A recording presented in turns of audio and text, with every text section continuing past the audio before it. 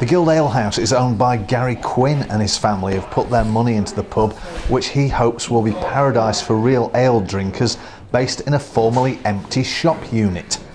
So what exactly is a micropub? Micropub is basically a showcase for the many local breweries. You know, they do the hard work and I'm the showcase. You won't find any big name beer brands for sale, as all the drinks are sourced from our region. We will always have a Lancashire beer on. Some people are brewing it in the garage, some people are slightly bigger, but yeah, it's a great passion. So we listen to the customer and hopefully what the customer wants we can give them. We don't have any music, we don't have any TVs, it's all about people coming in, enjoying a pint and having a good old chat. So what's happening in the pub marketplace? Why are some outlets expanding and others dying off? The only growth area in beer drinking is real ale. Real ale is a growing part of the pub industry, whereas other traditional beers, other types of beers, are not having a growth. People are staying at home drinking in cans, lagers in bottles, things like that. Whereas small, independent pubs like micropubs sell mainly cask beers.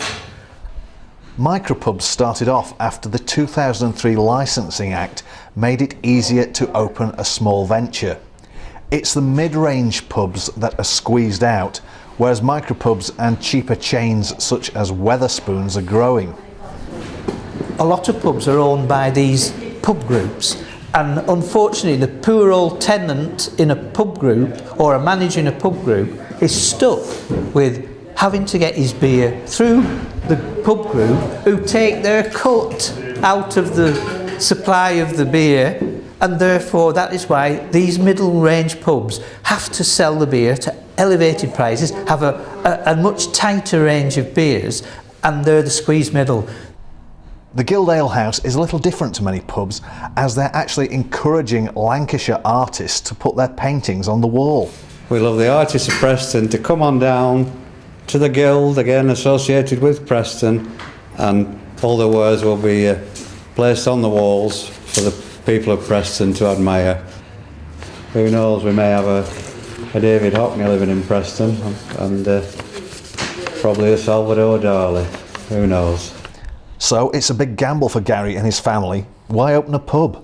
I've always been in this trade. I've grown up in this trade. My grandparents had pubs and clubs, same with my mum and dad, and then I've worked in this trade for many years, but I've always worked for somebody. So 14 months ago I decided to take the plunge and do it myself.